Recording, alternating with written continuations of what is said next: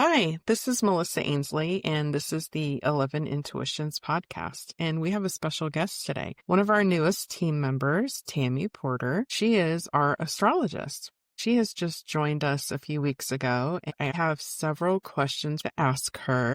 The way that I got to know her is she did a natal chart on me, and it was so interesting. I've had one done on me. It is so interesting how your birth chart correlates to you today and how your life is. For listeners meeting you for the first time, who is Tammy Porter in a sentence or two? Thank you so much, Melissa. It's an honor to be here. I love this podcast. And to describe myself in a couple sentences, I am curious of all that is mystic and esoteric. I am on a journey of learning and discovery, and it's my passion to teach others, but I'm learning.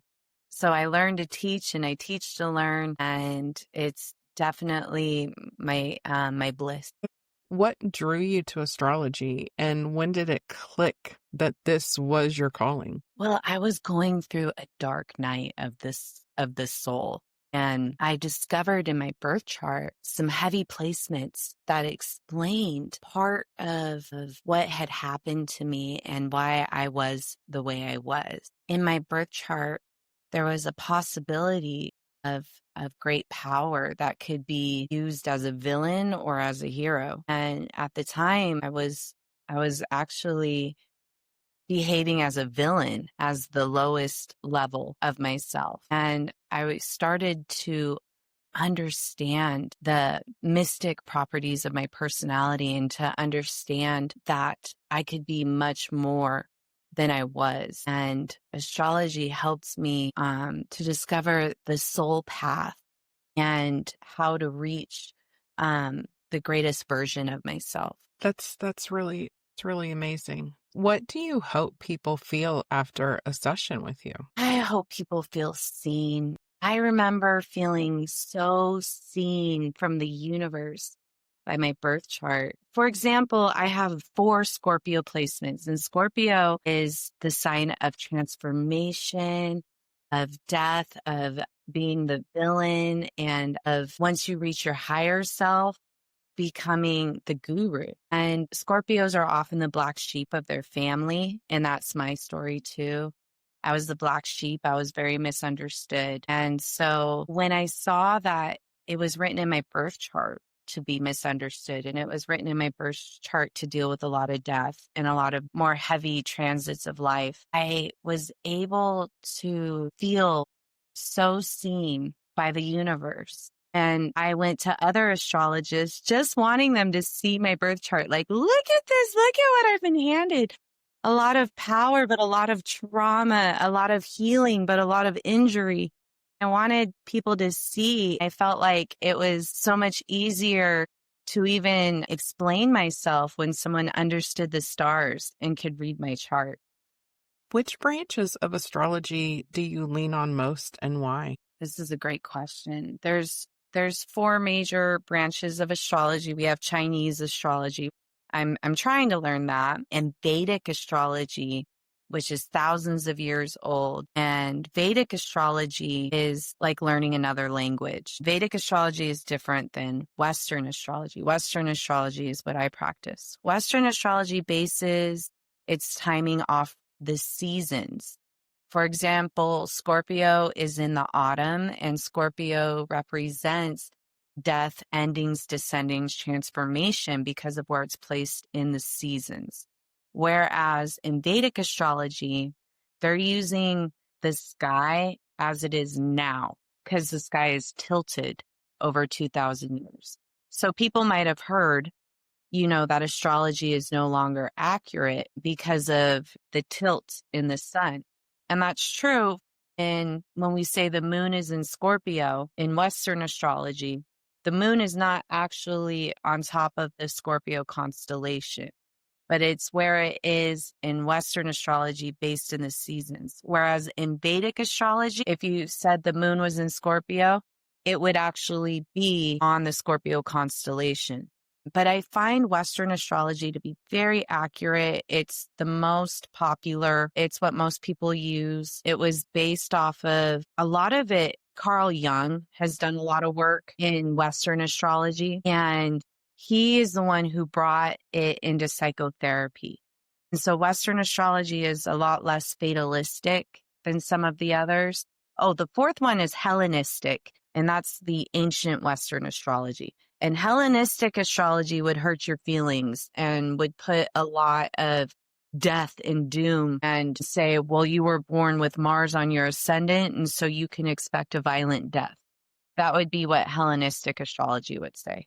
So we've adapted over time as humankind adapts. And we are now using a more positive, uplifting, psychological approach, soul journey approach in Western astrology. And it's, in my opinion, the most helpful, the most accurate, and what most people use. And that's the one that I use. The second most popular is Vedic, and Vedic is amazing in its own right. Okay. So what is a misconception you had early on that changed with the experience? Okay, so I met two girls that were born on the same day I was in the same city. And I thought that we would be very similar.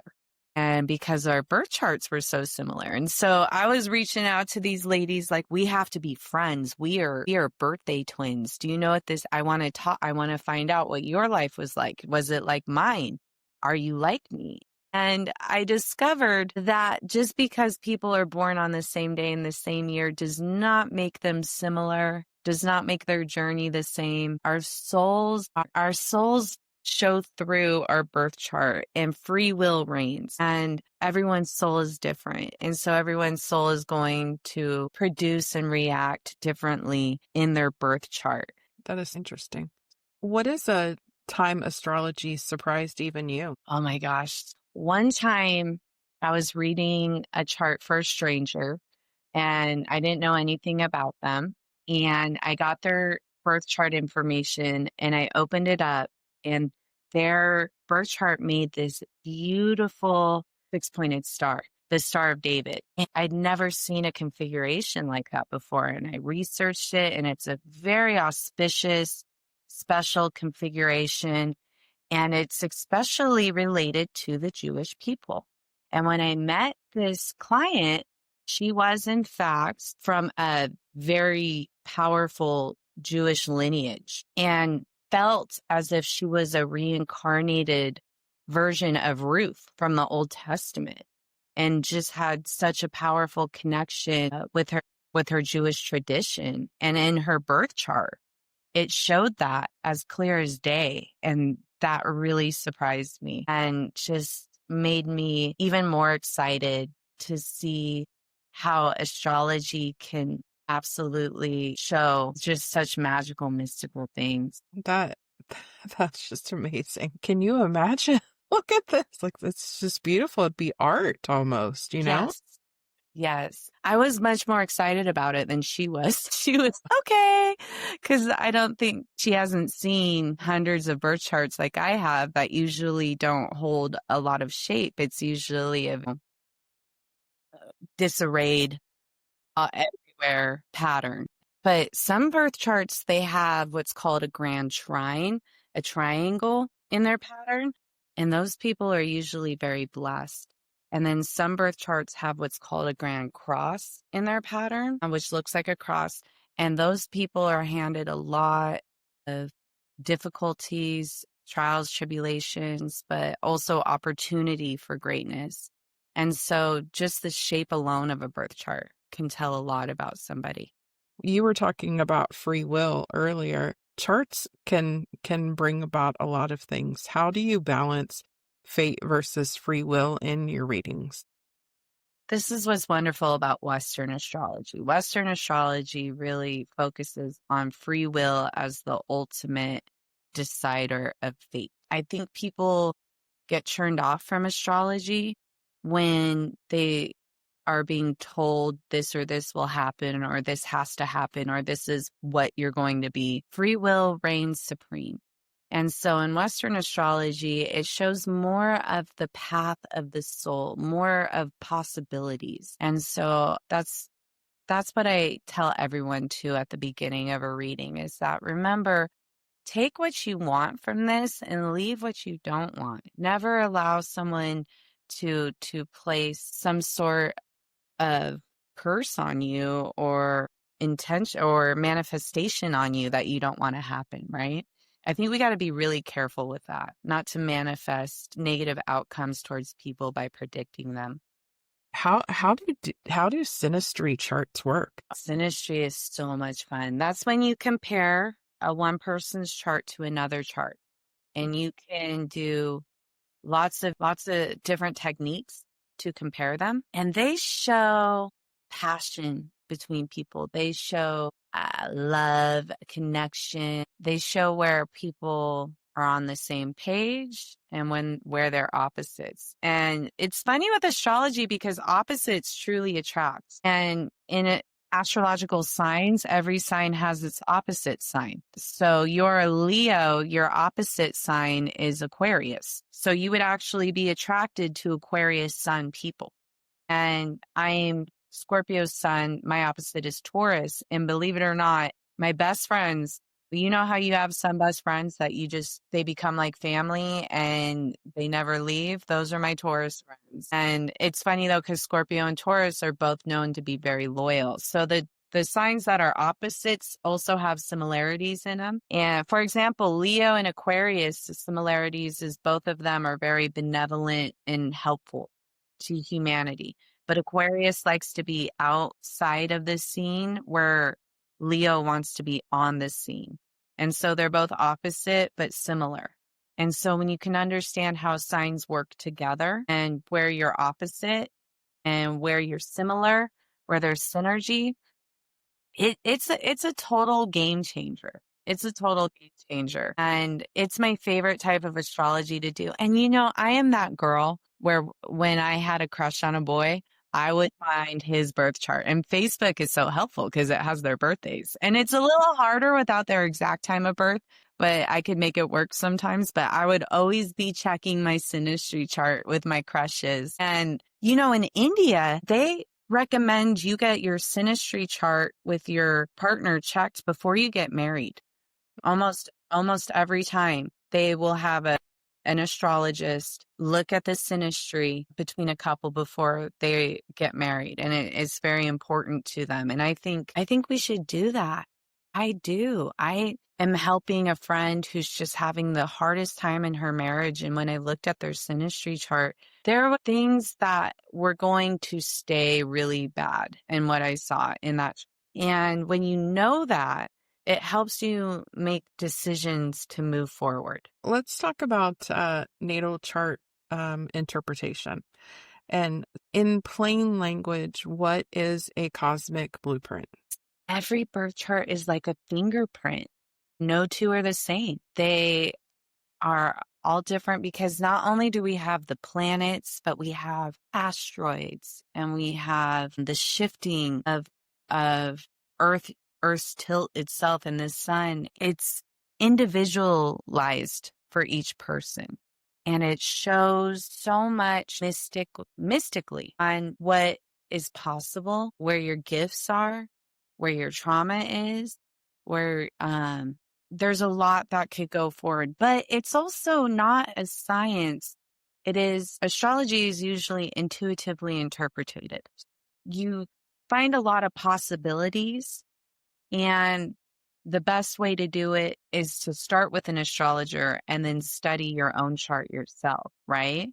And the more you study, the more you're going to understand yourself more, because you're going to see what resonates and what doesn't, what's true and what's not for you. An astrologer can help point to these things. An astrologer can teach you how to read your chart, can show you the possibilities and the probabilities. Your cosmic blueprint, it's something that is very, very special, and something that once you start exploring, you'll be able to unlock all sorts of information on your journey. During your interpretation, you do a very meticulous breakdown of each planet. What 3 placements change clients' lives the most? The big 3. First is the rising sign. This is the point of the sky that was closest to you when you were born. The rising sign shows your physicality, what you will probably look like. So, for example, I'm a Leo rising, and Leo risings are usually cat-like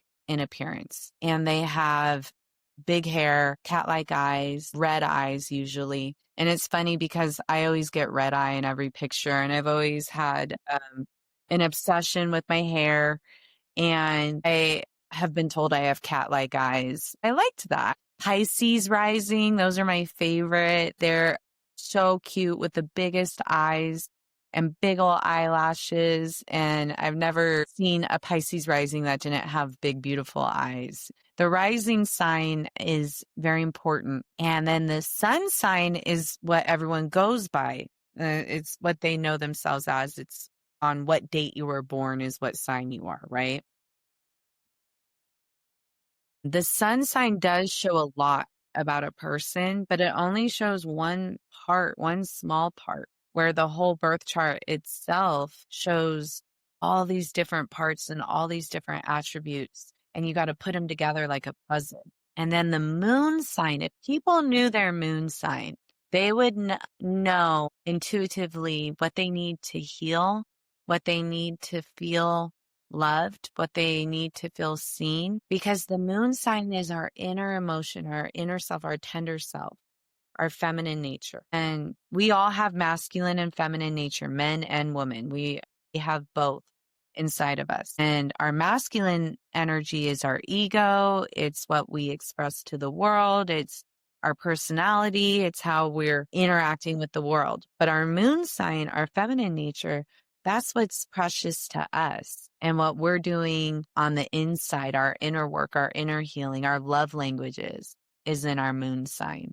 So if you want to know your love languages, if you want to know the best way to heal or to share, knowing your moon sign is really important. So that's the big 3, your rising, your sun, and your moon. Why do you recommend a natal interpretation before doing deeper work, deeper timing work?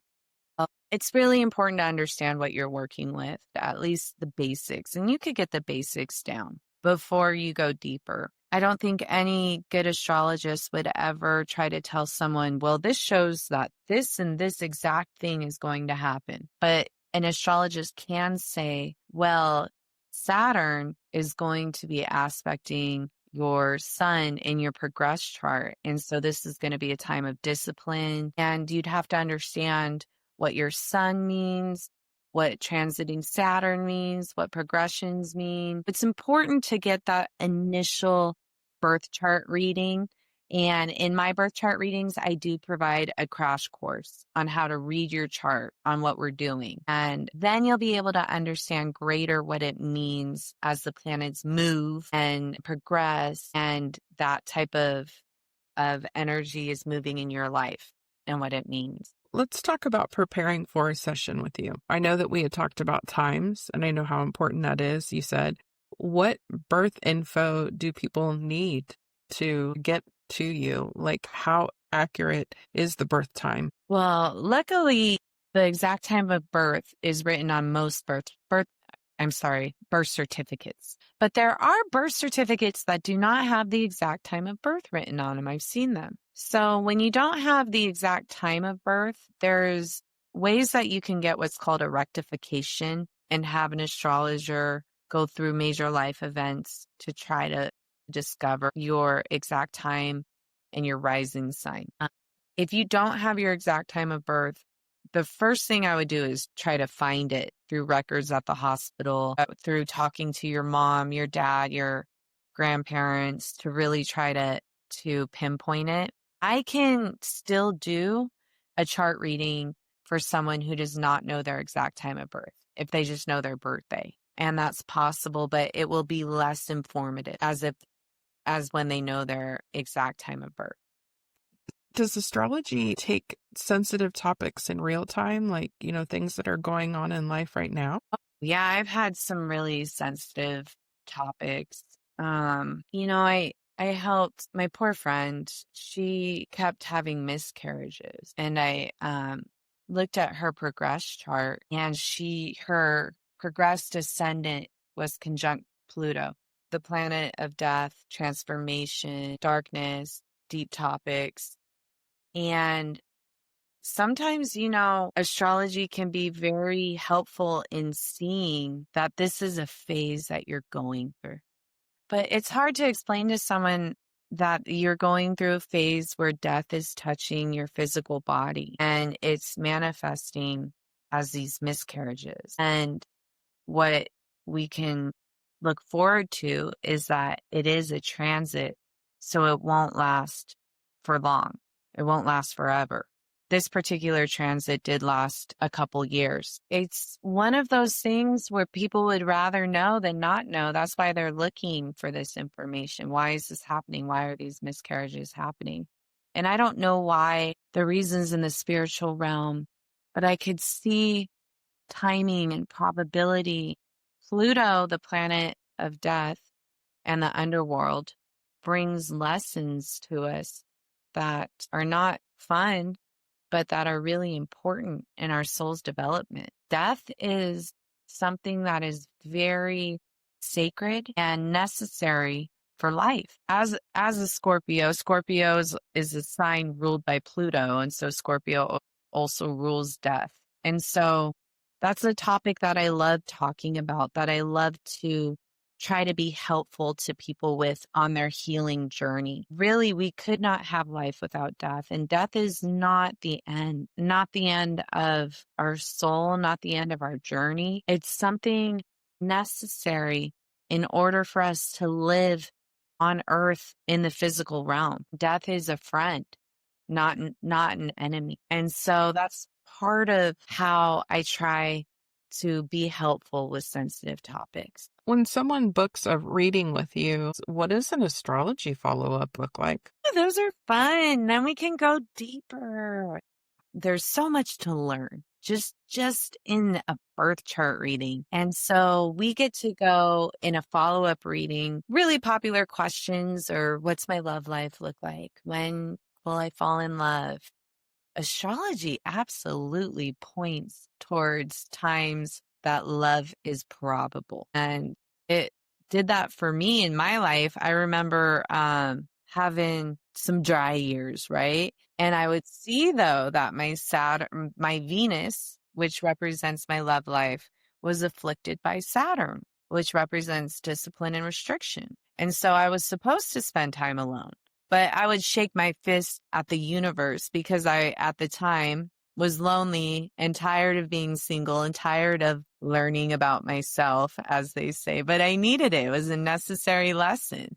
And then it shifted, and my Venus left Saturn and became conjunct Mercury, which is a much friendlier planet. And that's where I met my boyfriend. And I knew that the timing was right, and I was ready for it, and I had done the work. So that's something that you could look at in your chart. I have also, through progressions, usually predicted accurately when people met their spouse or what year they got married. That's something that is very easy to read and pops out to me immediately. But, I've been wrong. There's always room for adjustments and free will. But another thing, though, is if someone's going through a really heavy time, because we have heavy transits. We will. There's certain transits that I look out for. And there's certain transits where I know without a shadow of a doubt, this is going to be a tough time for this person in either areas of restriction, depression, change, isolation, money problems, health problems. And you can kind of see the flavor of it. And what's beautiful is you can say, hey, this isn't going to last forever. Let me tell you when it's going to ease up. And maybe it'll even ease up before that. There's a lot we can do to work with the energies because astrology shows where the lessons are coming from.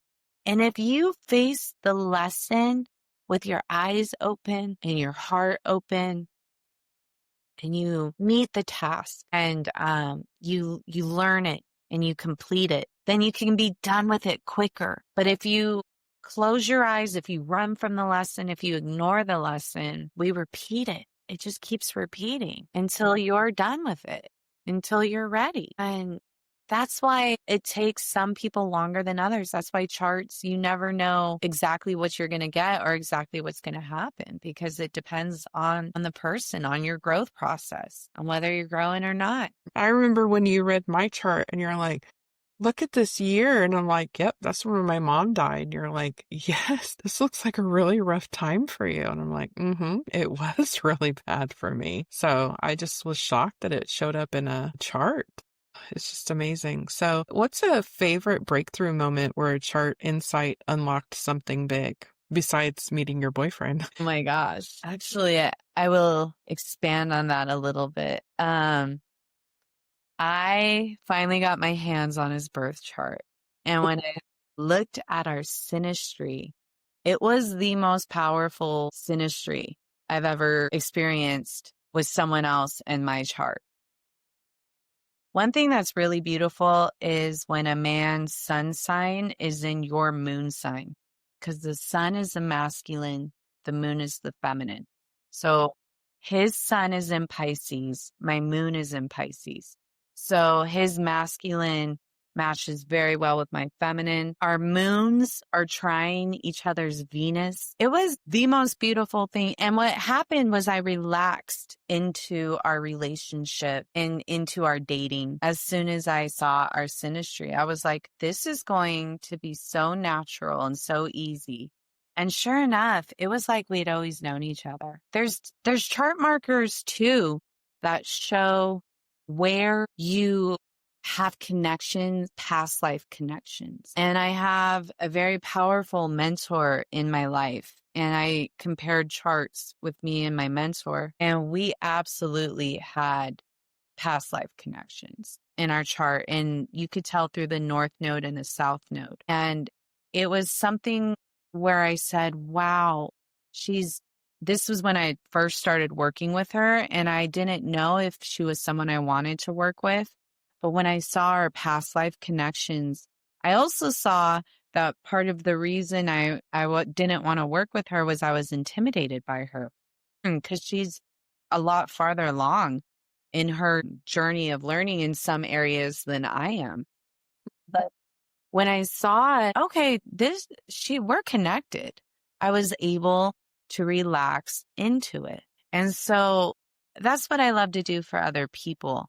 But it's one of those things where it depends on your faith in astrology and your faith in the way the universe is organized. Because the universe is organized so intricately and beautifully that we can see in a birth chart, the cycles of life and when you're going to go through difficult times and when you're going to go through times of plenty.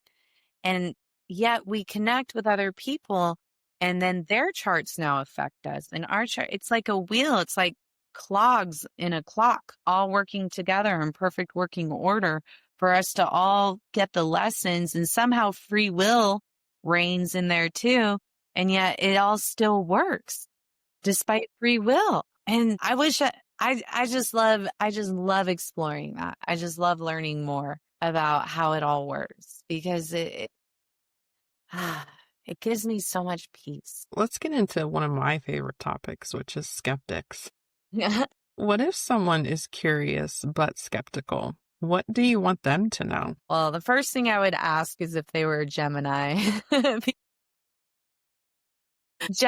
First off, Geminis are brilliant and they love facts and they love science for the most part. But also, Geminis get this bad rap in pop astrology where they were called two-faced for a long time. And pop astrology would have all these memes about Geminis. And I can't tell you how many friends I've had that are Gemini that are like, no, I don't like astrology because all they do is hate on Gemini. And I'm like, we need to stop that together as a collective to make someone feel like they must be a certain way just from their sun sign. And I think that the way astrology is portrayed in horoscopes and pop astrology and what you see from Facebook and memes, it would make sense to be skeptical because most of that won't resonate. You gotta really understand astrology in a different way, in a deeper way, to make a decision on whether you believe it or not. But if you just were looking at the facts that people or the opinions that people throw around, it would make me skeptical too. Absolutely. So if you're skeptical but curious, follow your curiosity. Follow your bliss. Come on in. The water's fine. I work with skeptics all the time. One of my favorite things to do with people when they tell me they don't believe in astrology is ask them, well, can I look at your birth chart and tell you some things about you? And usually they're open to it. And it's so fun how I start telling them things about themselves and they're like, how did you know? Well. And so much fun. And then I've had people that didn't resonate at all, and that's okay too. That's totally fine. You don't have to resonate with astrology. Find your bliss. Everyone should find their bliss and go towards it. And I love how you bring up horoscopes. My dad, every morning he would go out and get the paper and he'd read the front page and then he would go to the horoscopes. And so I have 3 sisters, so he'd read everybody's horoscope. I don't know how he'd keep them all straight. And I'd come out and he'd like, do you want me to read your horoscope? I'm like, sure, Daddy. And he's like, and this is your mom's. And then, he's just, I love it. I know, it was so sweet. And, how he kept them all straight because there was all of us.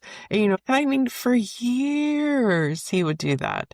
Forever. I mean, every single day he would do that.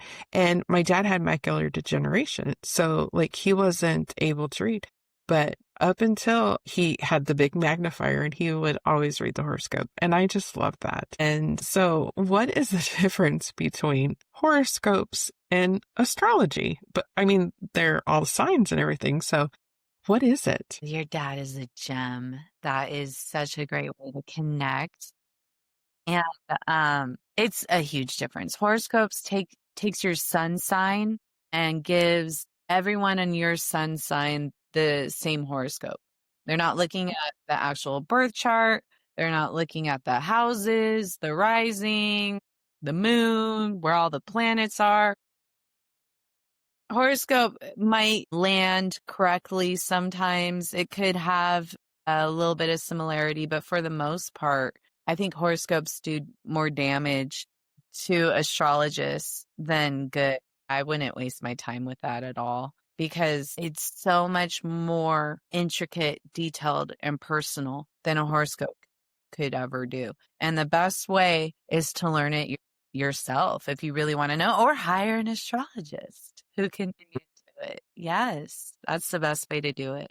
Do you happen to know the backstory of why people put in horoscopes into newspapers? I don't know the backstory to that, but I do know astrology has evolved because we have evolved from Hellenistic astrology, which was very doom and gloom. And then we've evolved as we come into the age of Aquarius, more information. The age of Aquarius is where horoscopes really started getting popular, right?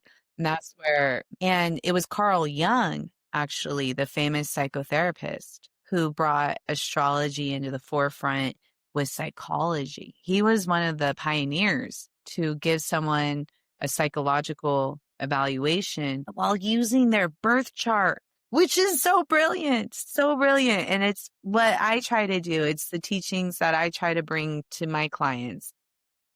How someone thinks, how they operate, what their goals are, what their passions are. These are all things that you could find in a birth chart, right? And so I believe what they were trying to do when horoscopes started was to give possibilities that could happen for that sign. And because you can't give meticulous readings to each individual from a newspaper, they were just doing the best they could. And maybe they came close sometimes. But astrology has evolved. It continues to evolve. And it's evolving into something that is very positive now. And it's more about the soul's journey, and it's more about psychotherapy. As it evolves, we're going to see horoscopes evolve too. That's wonderful. What are 3 myths about astrology that you'd love to retire? My gosh. First off, putting signs in a box. Stop calling Geminis two-faced. Oh my goodness. We've got to stop doing that. I want to retire that. I want to retire horoscopes.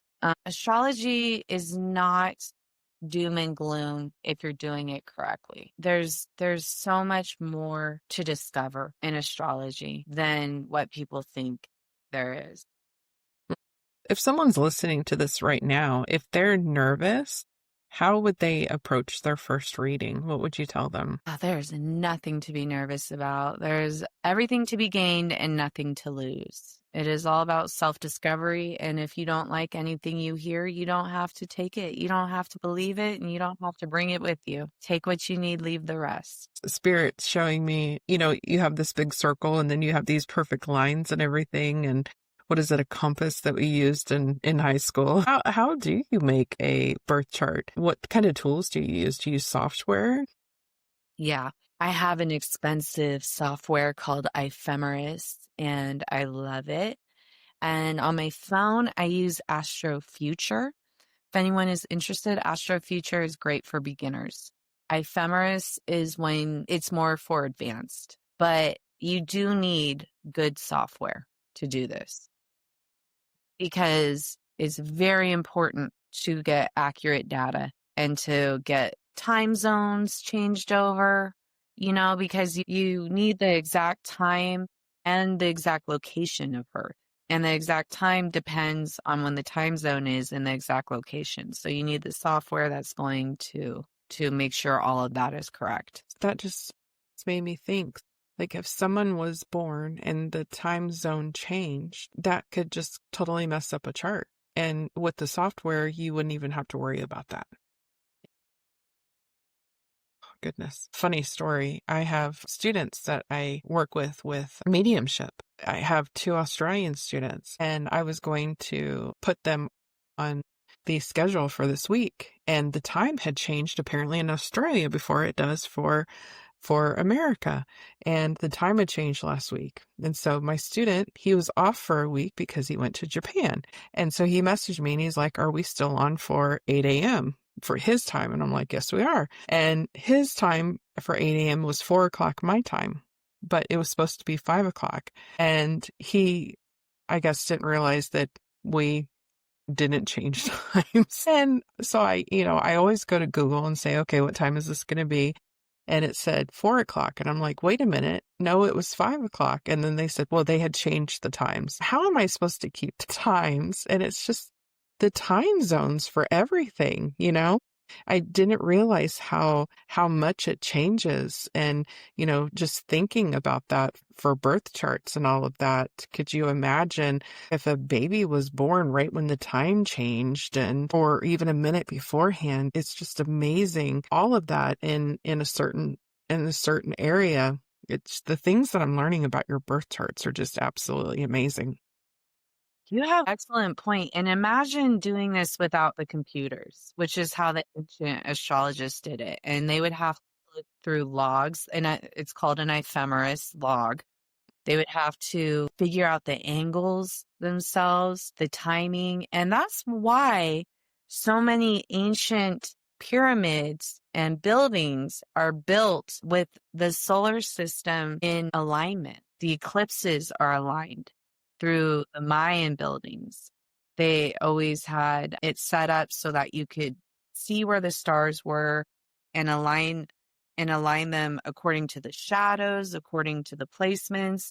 And this is ways that the ancients used astrology in like their buildings. And they knew so much. They knew the Mayan calendar is one of those mysteries where they knew so much that we can't explain. And then the Egyptian pyramids, we're still uncovering.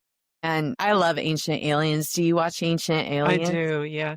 That was one of the things that got me into astrology too. I'm like, okay, so all the ancients celebrated the eclipses and really understood something about the sky and about the stars that was very important. And what is this ancient knowledge that they understood about it? I think we are now in a new age of understanding because this information is available to everybody, not just the priest or the priestesses who had to go through such extensive learning and mathematical equations to figure it out. Now it's just right there for us. And that's why we're in the age of Aquarius. The age of Aquarius is the age of enlightenment, the age of technology advancing and being available for everybody, the age of humanitarianism, where we start taking care of each other as a people, where we work together instead of separately. So the age of Aquarius is opening up so much, including astrology. Yeah. And, Spirit speaking to me now, just saying we really need to use what we're given now, like learning what astrology is, learning those tools, learning what we're given, and just basically they had those forever. But now that we have easy access to it, really be able to interpret it. And we do mediumship and we're able to talk to spirits. They want to teach us. They want us to learn. But, people are like, you're not supposed to do that. You're not supposed to do this. It's taboo. No, it's not taboo. Just learn from them, absorb it, just take it all in. And I just loved hearing you say that the age of Aquarius, it's like, it just like went, yes, that makes so much sense. That's beautiful. Very beautiful. And speaking of that, how they made the pyramids, and here we are, we have technology and it's still hard for us to understand. And they were doing that. And wow, that just gives me goosebumps. That is just it's so amazing. You're new with 11 Intuitions, and I'm so glad that you're here with us so we can offer this. So how do you collaborate with the mediums and readers here at 11 Intuitions? Well, what's beautiful is how we're in our own lane, and I get to be the mathematical, scientific, looking at what's in front of me and interpreting with intuition. And I am also really good at timing techniques. There's certain times when it's better to perform, whether you're doing a reading, a ritual, there's timing techniques to things. And that's how I collaborate. I get to do something different than mediumship. I get to talk about what energies are affecting us right now. It's been wonderful. Everyone on this team has their own gift that they shine in. And I love working with these powerful women and learning from them and collaborating. It's the easiest thing I've ever done in a way because I feel so synergistic with everybody. I feel this synergy. I feel us working together and moving forward in the Great Awakening, like you said. And you're someone who's very awake, Melissa, and you are facilitating Earth's awakening through your awakening. Yes, definitely. Where astrology supports mediumship and healing how can you do that in our community? Well, one of the ways is to help the medium, is to help a medium understand themselves better and understand where their power is coming from. The way I support through astrology is by helping the medium understand their birth chart and their gifts and their challenges. Are you able to tell from the chart if someone has a psychic power? Honestly, yes, for the most part. It shows there's certain markers. Pisces is a big marker. Pisces is the spiritual, psychic, movie star. Pisces rules Hollywood, but also all that is mystic. And also Pisces rules addiction and drugs and alcoholism too. Pisces is a lot. It's a very, very exciting sign. I love my Pisces people, but when I see strong Pisces placements, that's one of the things where I know. Also, when I see different, like a Pluto conjunct the moon or Mercury in Pisces, there's just different placements. You have to look at the whole chart and how it all comes together. Heavy water element charts are usually very psychic. The water signs are Pisces, Scorpio and Cancer.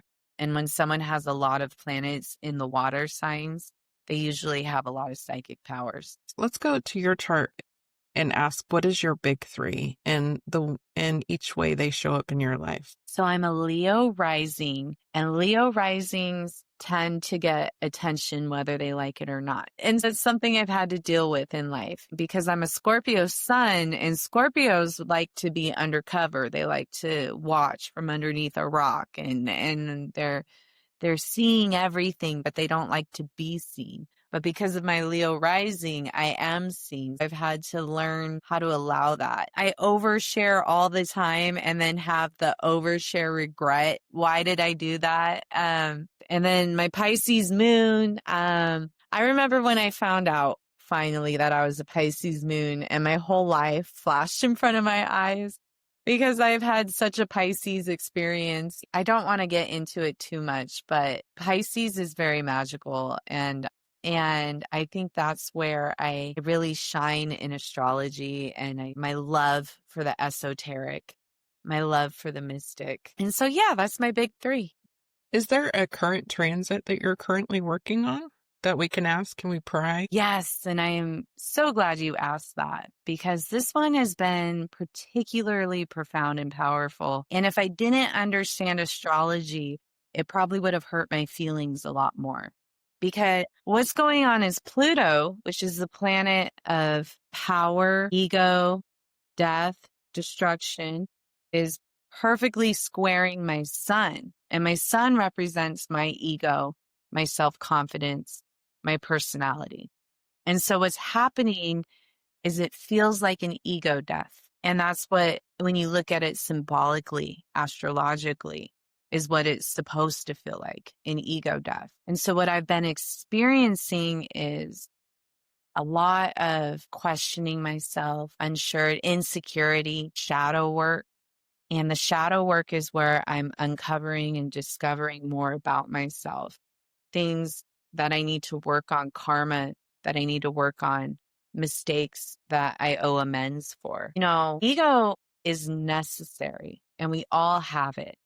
And there's healthy ego and there's unhealthy ego. So what Pluto is doing is it's purifying my ego through destruction, transformation, and Pluto doing his thug dizzle on my ego. And instead of fighting it, and instead of running from it, and instead of thinking, oh my God, I've lost all my confidence, I can't do anything anymore, I understand this is just a transit. This is part of my soul process. And it's necessary for me to have an ego death. It's necessary to go through the purification process of Pluto, and I'll come out of it better. And so I'm able to talk to myself through some of these really dark, painful emotions of regret, of insecurity, of shadow work, and seeing parts of myself that I don't like.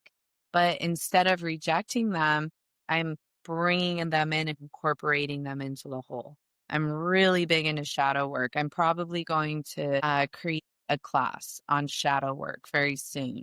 Shadow work is one of the things I'm really passionate about. This transit that I'm going through involves shadow work, and I'm doing the work, and I'm meeting it with my eyes open and with an open heart. And that's why it's been bearable. That's good. Yeah, shadow work is definitely hard, and we all go through it. So you have to do this work, definitely.